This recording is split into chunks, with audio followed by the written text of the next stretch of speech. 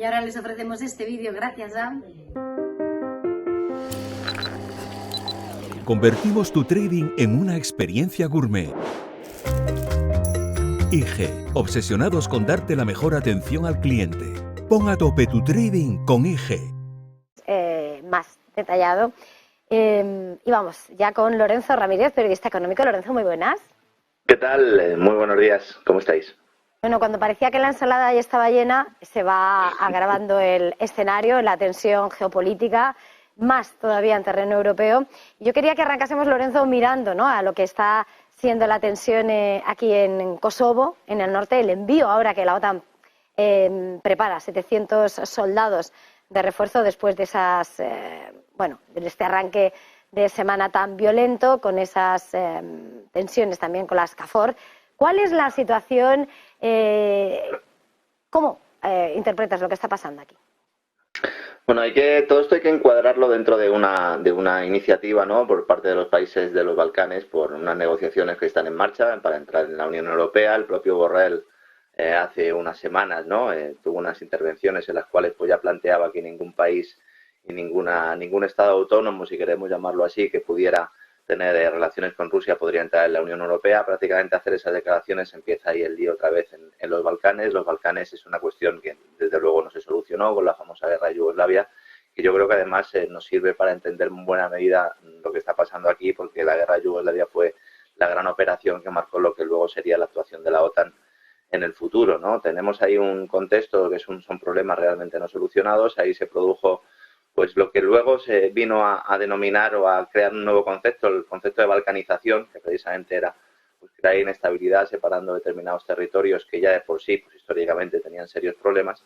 Y ahora vemos cómo pues hay ahí unas acciones bélicas importantes que se encuadran también en el marco de esos juegos de guerra de los que hablábamos hace unos días aquí, de ese Europe Defender Europe 2023 y el propio Defender Europe 23, que son dos juegos de guerra que se están produciendo en estos momentos y que tienen a los países balcánicos también como protagonistas, y yo me temo que pueda ser utilizado todo esto también para poder dirigir algunos efectivos de la OTAN en esa posible contraofensiva ucraniana, ¿no? Como digo, ahí tenemos unas circunstancias que no se solucionaron en su momento y que realmente pues pueden seguir generando tensiones en Europa, y podemos tener otro foco importante que sirva también para ir un poco pues mirando hacia un lado y dejando un poco atrás ese conflicto ucraniano. También en esto se enmarcaría, ¿no?, esa nueva tensión o ese nuevo enfrentamiento entre Estados Unidos y China por el tema del famoso caza, ¿no? Veremos derribos seguramente de aparatos aéreos, algunos confesables, otros sin confesar. En medida en que sean drones, pues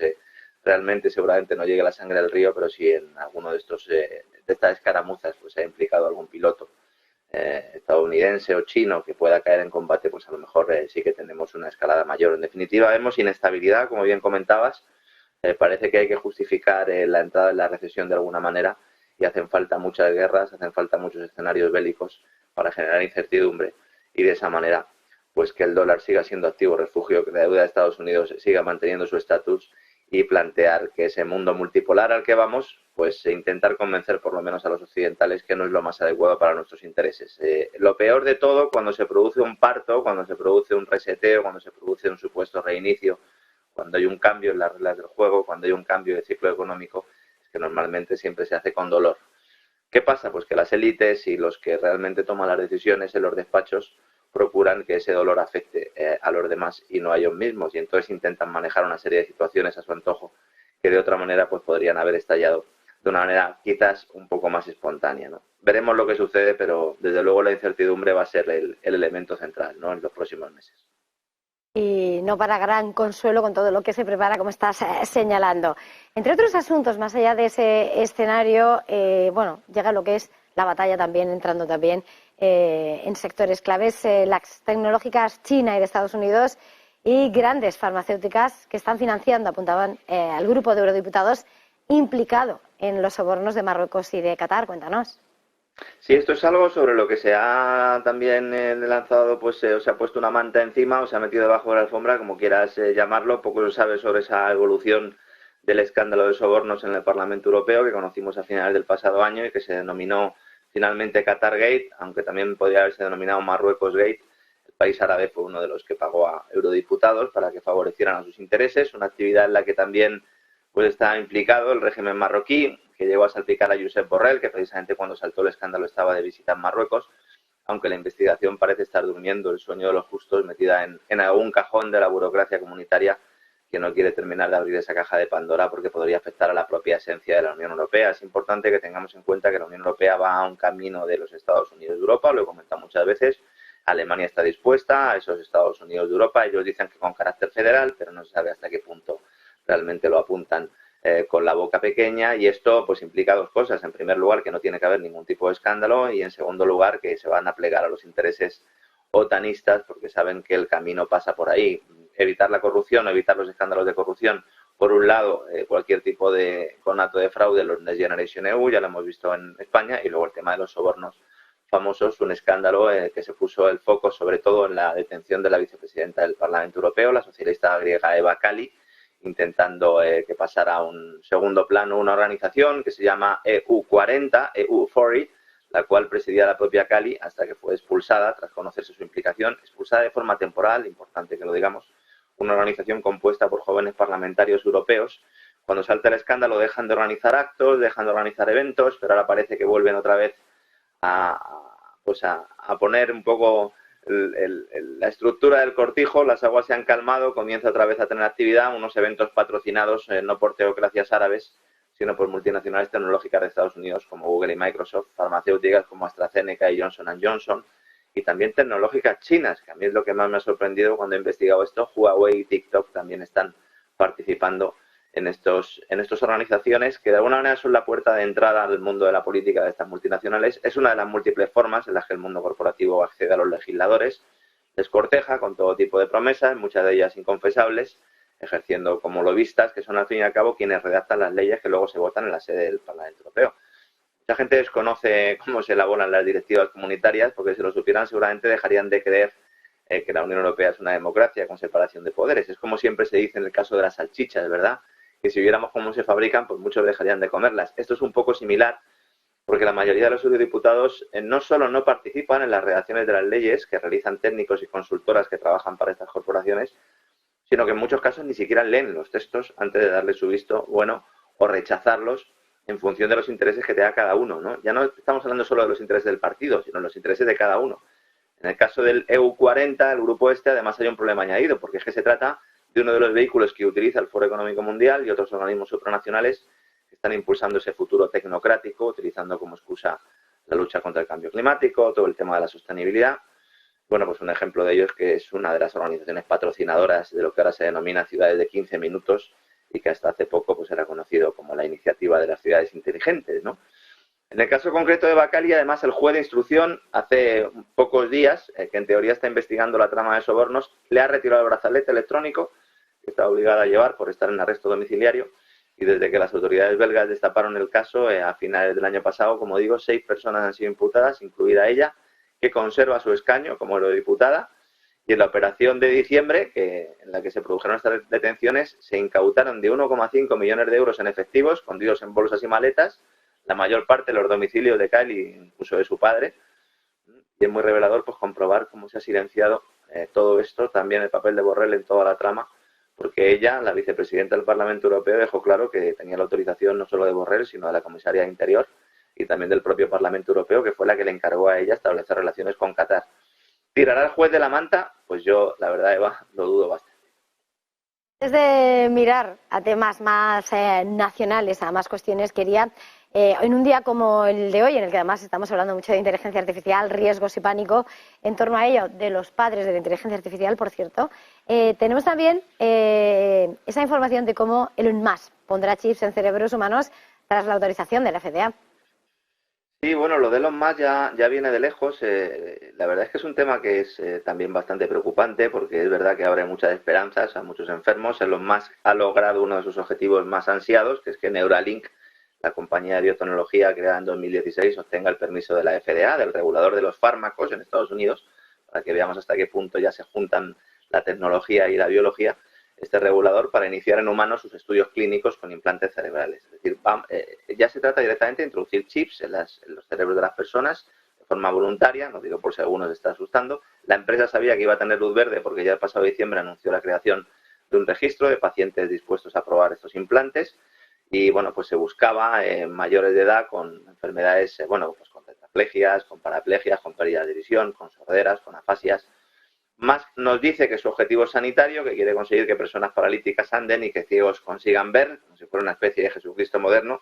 Todos estos tipos tienen una visión de sí mismos muy mesiánica, pero claro, lo que no airea públicamente, y es a mí lo que realmente me preocupa, a pesar de que, insisto, está en el programa de Neuralink y se puede comprobar, es que el objetivo final es lograr que los ordenadores envíen información a las mentes de las personas. Es decir, es un camino de doble sentido. Él plantea que se va a poder curar, por ejemplo, enfermedades como la ansiedad y la depresión, es decir, que se podrá crear felicidad artificial mediante la manipulación cerebral. Estamos en un salto tremendo en el ámbito tecnológico. Neuralink se hizo famosa al mostrar vídeos de pruebas realizadas con monos que jugaban a videojuegos con implantes cerebrales, un experimento además que estuvo envuelto en mucha polémica porque la mayoría de los animales fallecieron tras padecer sufrimiento extremo. Y ahora mismo Neuralink se centra en el llamado cordón neural, que es un sistema de estimulación cerebral mediante pequeños electrodos que podría ser usado a la vez como interfaz y también como potenciador cognitivo. Vemos aquí otra vez cómo se introduce esa secta transhumanista en todo esto, porque si se plantea una mejora cognitiva, Musk es realmente a donde quiere ir, según las declaraciones en las que él planteaba que o los humanos se fusionan con las máquinas o la inteligencia artificial nos hará irrelevante, decía Musk, y es algo que repite de forma continua porque él dice que la inteligencia artificial es un peligro, pero que para luchar contra ella nos tenemos que fusionar nosotros con las máquinas, algo que parece bastante contradictorio, y es que es una de las grandes obsesiones del fundador de Tesla, ¿no? Es muy curioso que cuando Musk interviene en foros donde se habla de todo esto, pues plantea todas estas ideas, advierte los peligros que acechan a la humanidad, pero luego él plantea soluciones que ahondan, ¿no?, en ese futuro distópico que para él es inevitable, donde pone su fortuna e ingenio. Él dice que al servicio de la humanidad, pero en realidad es al servicio de sí mismo, ¿no? Cuidado, porque detrás de Musk hay unos poderes importantes. Elon Musk y sus empresas son brazos corporativos de ese complejo militar industrial del que hablaba en su momento Eisenhower. Creo que hay muchos indicios y también evidencias que apuntan en este sentido. Su imperio se ha construido en buena medida gracias a la colaboración con el complejo militar industrial al cual pertenece. Cuenta con el respaldo del sector público. Es verdad que es un gran innovador, que es un tipo que se anticipa al futuro, pero precisamente por eso ha sido ayudado, ha sido jaleado por ese estado profundo que necesita cubrir ambas partes del espectro ideológico. En esa artificial, en este caso sí artificial, batalla entre la izquierda y la derecha, cuyo objetivo pues, es ir alejando a la opinión pública de la realidad. Veremos más experimentos, no solo de Elon Musk, sino de otras compañías que van a fusionar tecnología y biología. Y bueno, pues iremos informando de ello, Eva. Y lo seguiremos contando mientras lo vas detallando. Más cosas, ya decía que teníamos que mirar aquí en casa. Estamos de resaca electoral y de preparativo electoral. PP y PSOE, que preparan el relato para subir impuestos y reducir servicios sociales después de las elecciones. ¿Qué se prepara? Bueno, antes Iturralde lo comentaba, ¿no? Le agradezco también la mención que ha hecho. También le mando un abrazo. Es que ha dado en el clavo. Es decir, a partir de ahora, la historia es cómo se va a vender el día después. Porque la idea de Sánchez es basar toda su campaña, que no va a ser muy larga, eso es lo mejor de todo esto, es que se van a celebrar las elecciones pronto, es basar toda su campaña en unos supuestos logros económicos, aprovechando que el Producto Interior Bruto todavía crece, sobre todo por la comparación interanual. Se va a beneficiar de todas las comparaciones interanuales. Que los servicios, sobre todo por el turismo, mantienen la pujanza. Vemos una Semana Santa que ha sido espectacular, el verano seguramente también lo sea, a pesar de que hay una crisis industrial que se mantiene ahí de forma soterrada, con una inflación que registra tasas menores debido al efecto base también, de compararla con la de hace un año, cuando los precios de la energía crecían a gran velocidad. Precisamente ayer el INE pues publicaba ese dato de IPC adelantado y le faltó tiempo a Sánchez para ya comenzar esa campaña electoral. Y entonces, dado que se trata de un indicador adelantado y que no podemos conocer con detalle las partidas concretas, habrá que esperar hasta el 13 de junio, pero este efecto base ya sabemos que va a permitir al gobierno hacer propaganda asegurando que la inflación se reduce por sus políticas económicas, no por el efecto base. No en vano esta es una de las razones del adelanto electoral, porque el principal problema que tenía Sánchez para las elecciones era que se iba a producir en un contexto en el que España ya estaría, si no en recesión, en una desaceleración notable, y ya estaríamos en un contexto económico muy distinto al actual. Entonces, claro, realmente tienen muchas cosas positivas, ¿no? Sobre todo visto a posteriori de esta convocatoria electoral, digo, para él, para Sánchez. Primero, que se quita esto de en medio, y segundo, que evita esa rebelión interna de los varones que se iba a producir y que era inminente, ¿no? Entonces, aprovechará datos económicos de Semana Santa y verano, que son los mejores en materia económica para España, olvidará lo que sucederá en otoño, por lo menos no lo mencionará. No olvidemos que en otoño también se elaboran los presupuestos para el próximo año, que traerán más impuestos y ajustes de gasto para cumplir esas reglas fiscales europeas que vuelven a salir del congelador. La AIREF en las últimas horas también decía públicamente que hay que hacer un ajuste plurianual del gasto. Y otra de las bazas que va a utilizar Sánchez es la revisión al alza del Producto Interior Bruto que va a hacer el Banco de España seguramente en unos días, según ha avanzado también Pablo Hernández de COS, ¿no? Entonces, al final tenemos un contexto en el cual se nos va a decir que España vuelve al nivel pre-COVID, lo cual es falso. En media será real, pero todavía habrá 7 comunidades autónomas que no recuperarán ese nivel. Son Extremadura, Cantabria, Asturias, Castilla y León, Cataluña, Baleares y Canarias, según los cálculos que hacían los analistas de Funcas. Y el PSOE, mientras basa su estrategia en todo eso, y luego cuando llegan las vacas flacas, pues ya se culpará la guerra, Bruselas, de los ajustes y de lo que haga falta. Y el Partido Popular tiene la estrategia contraria, es decir, no hablar nada de economía, centrar el mensaje en las alianzas del PSOE con comunistas, con separatistas, con terroristas. Si llegan a Moncloa, sacar el hacha económica, culpando al gobierno saliente, como ya hicieron Rajoy, Montoro y de Guindos en 2012, cuando aprobaron la mayor subida de impuestos de la historia e incumplieron el programa electoral al día siguiente de llegar a la Moncloa. Con lo cual, los dos van a hacer lo mismo una vez que lleguen, al menos en materia económica. Hay dudas sobre el tema de la política energética. Es posible que se revise esa política energética. Fíjate que las empresas eléctricas que han estado enfrentados con Teresa Rivera ahora creen que le pueden echar de menos si finalmente el nuevo gobierno, si cambiara de color, modificara su estructura o su política energética, dejando de potenciar el desarrollo renovable y volviendo un poco al tema nuclear. Habría alguna empresa que se beneficiaría, gestora de esas empresas nucleares. Bueno, pues a lo mejor también le viene bien esto a Meloni, porque no olvidemos que una de esas empresas se llama Endesa, que en realidad es propiedad de Enel, que a su vez es propiedad del Estado italiano. Aquí sí que pueden haber cambios notables y veremos realmente también si se produce esa renovación, porque a lo mejor Sánchez vuelve a ganar las elecciones. Hay muchos que le están dando por muerto, pero yo creo que tiene serias opciones de revalidar, Eva. Ya salió, volvió a entrar y eso lo decidirá el 23 de julio, quien no se vaya a vacaciones o vote por correo yéndose de vacaciones y quien vaya a las urnas. Lorenzo Ramírez, periodista económico, como siempre ha sido un verdadero placer. Feliz jornada, feliz negocio. Igualmente, un abrazo, Eva.